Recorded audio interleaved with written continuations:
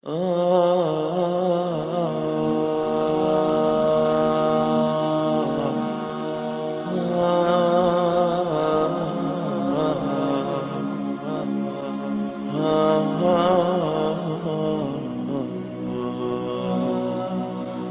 جہاں میڈیا کے اوپر اور مردوں کو لبھانے کے لیے اور مردوں کو دکھانے کے لیے سارا ماحول بنا دیا گیا ہو، وہاں کون نگاہیں نیچی رکھے گا؟ وہاں تو نگاہیں اونچی کر کے دیکھنا ایک وقتی ضرورت قرار پائی ہے۔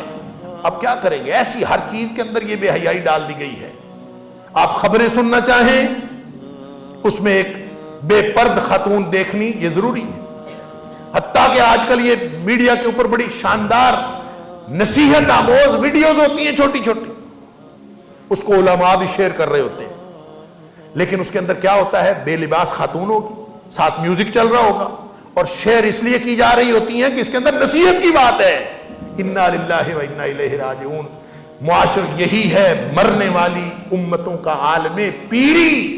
اقبال کہتا ہے کہ جب امتیں زوال کا شکار ہوتی ہیں تو پھر یہی حالات ہوتے ہیں۔ اللہ تعالیٰ مجھے اور آپ کو بچائے۔ اگر بچنا ہے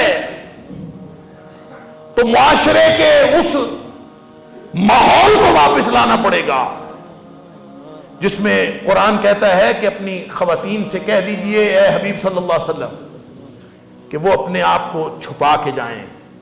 یدنین علیہن من جلابیبہن، خواتین بھی چھپ کے جائیں، نگاہیں نیچی رکھیں، مرد اپنی نگاہیں نیچی رکھیں۔ وہ جو ماحول ہے بدکاری کا، فرمایا نہ آنکھیں زنا کریں، نہ ہاتھ زنا کریں، نہ پاؤں زنا کریں، کچھ بھی زنا نہ کرے، تو پھر اس بڑے زنا سے بچا جا سکتا ہے۔ وگرنہ جہاں ہاتھ زنا کر رہے ہوں، فرمایا العینان تزنیان والیدان تزنیان واللسان یزنی والرجلان یزنیان تزنیان، پاؤں بھی زنا کرتے ہیں، ہاتھ بھی زنا کرتے ہیں، آنکھیں بھی زنا کرتی ہیں، اور زبان بھی زنا کرتی ہے۔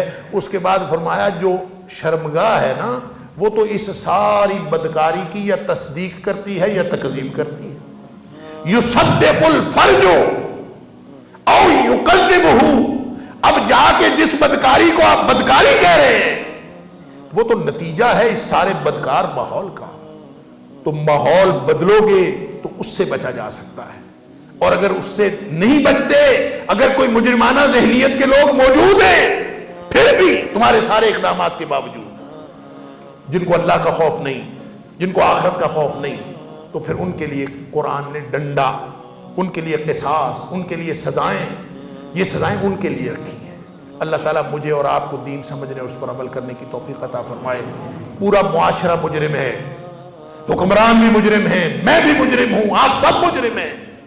جو شخص اس ماحول کی گندگی کے اندر، اس ماحول کی بدبو کے اندر اور اس ماحول کی سڑان کے اندر جو شخص کنٹریبیوٹ کر رہا ہے، سارے مجرم ہیں۔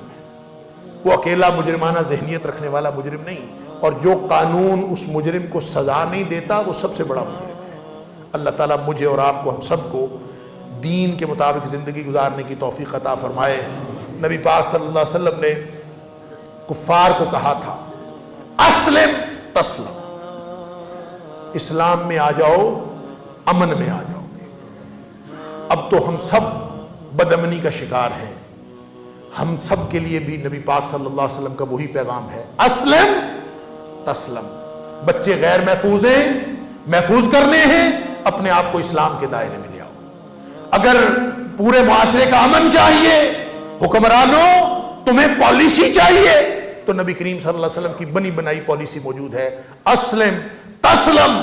پوری دنیا کے لیے بھی یہی پیغام ہے، پوری دنیا کو امن چاہیے، دہشت گردی کے خلاف کوئی پالیسی چاہیے، تو بندے مارنے سے یا مطلقاً لوگوں کے اوپر بمباری کرنے سے یہ معاملہ ٹھیک نہیں ہوتا، بلکہ اسلام کا نظام نافذ کر دو۔ پھر اگر کوئی مجرم نظر آئے تو اس کو پکڑ کے لٹکا دو، پھر دیکھو معاشرے کے اندر امن قائم ہوتا ہے کہ نہیں۔